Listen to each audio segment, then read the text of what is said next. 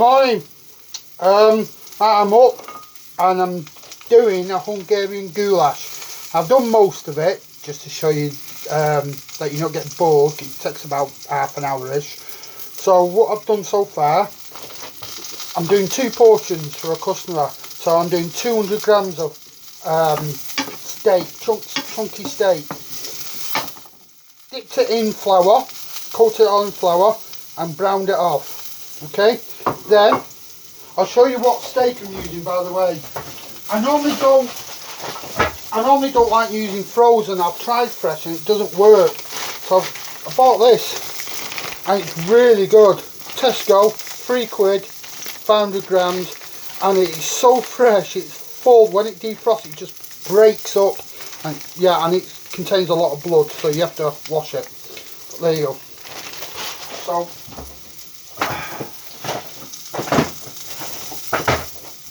So I'm up to, so I've put in button mushrooms, a couple of minutes. Then you need about a tablespoon of oil with the meat, and then another tablespoon when you're taking the meat out. Peppers, 1 pepper sliced, 1 large onion. Wash my hands.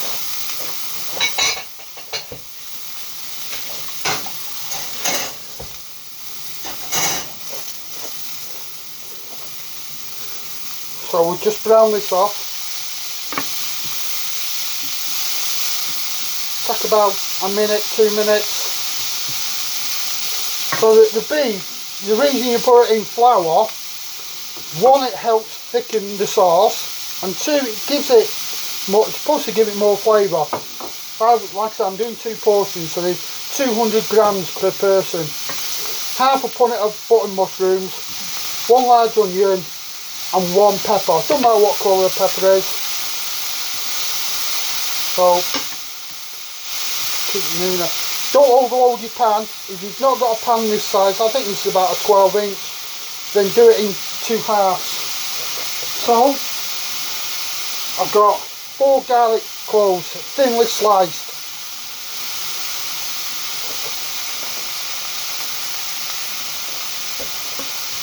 Cut them through.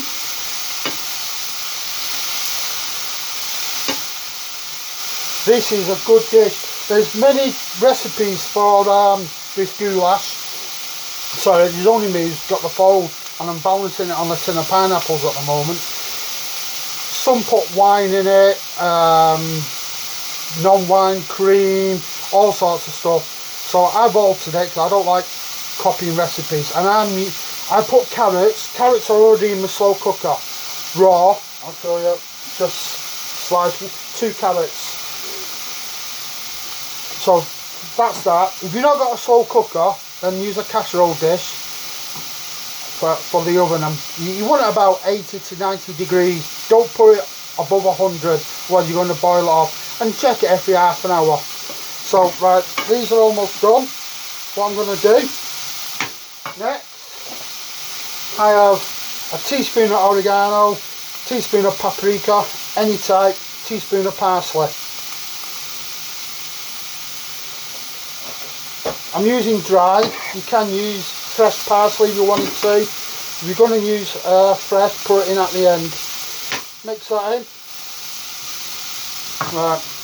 A tablespoon of tomato paste. There's no exact measurements, just our guess. I'm not going to measure nothing out.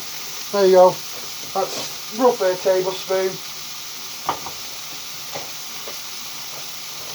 I'm going to mix that in.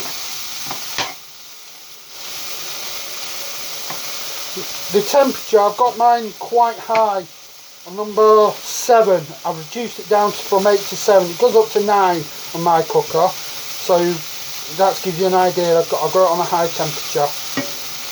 And you don't want it flooding with oil, looking like soup.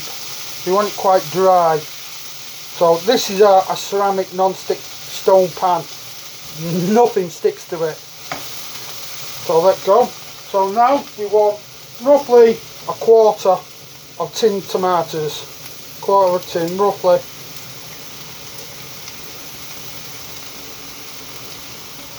Mix that in. Now here comes the best part. This is what I believe gives it the flavour. So let that cook through for a minute. So there you go. So champagne. This is 200ml and I put 3/4 off in. So what's that? 75ml per person. Now if you don't want to use, it's only a miniature bottle. If you don't want to use champagne, use Prosecco, or you can use a white wine, but use a good quality. Don't use a cheap bottle. It does reflect on the taste. Oh, believe me, this does work. Makes all the difference. Sorry. Right. 3/4 of a bottle. Now bring that up to the simmer. Oh, and use it at room temperature as well. Don't take out the fridge like I've just done and it's reduced the temperature a bit too much. It doesn't matter. We'll get there. It just takes a bit longer. Right, so what I'm going to do now, I've got 2 beef oxo cubes and I'm going to pour in 200ml of boiling water. So 200ml. Give that a mix.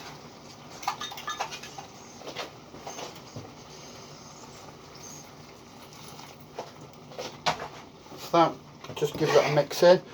Now bring it up to the simmering again. Bear with it. It's 7:45. I'm going to have a taste of champagne. Oh yeah, I need a slurp.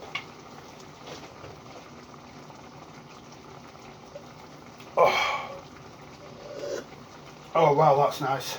Oh my god, that is so nice.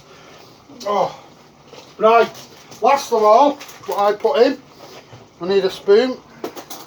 Brown sugar, dark, light, it doesn't really matter. I'm going to put 2 tablespoons in. Just gives it a bit more sweetness. No, we'll put 3 in, I think. Yeah, put 3 in. Mix that in. Oh, that looks already fairly thick. Now, if you're impatient and you can't wait for 4 hours to up to 6 hours in the oven or in the slow cooker, just simmer this right down. The more you sit the juice you evaporate off, it concentrates the flavour. That's why you don't, if it's too runny, you just don't tip the juice out. All that juice evaporated down to almost nothing, gives it a lot more flavour. So we'll turn this off. Alright, so that's that. And we'll tip it in. Like I said, I've already got carrots in here. Put that in. I should be using a wooden spoon really, so I don't damage my pan to do that. Well, that's in there. Let me get the lid. Put that on. Put it on low. I think that, oh, sugar. You know what I've gone and done? Not put the meat in. I should have put the meat in the pan. That's me getting excited, but it doesn't matter. You put it in there. So you should have put the meat back in the pan. What I'm going to do, I'll just mix that in. I thought I left something out. Hey, it wouldn't be goulash without the meat, would it? I think that's the champagne gone to my head. Right. That's that. Put that on. Well, that's it. That's it. For about 4 hours up to 6 hours. This is for a customer, so I'll get it out in about, what time are we on now? 10 to 8. About 1 o'clock, half 1. So I'll go and wash up. And that's me done. That champagne's gone to me, Jesus. Alright, thank you for watching.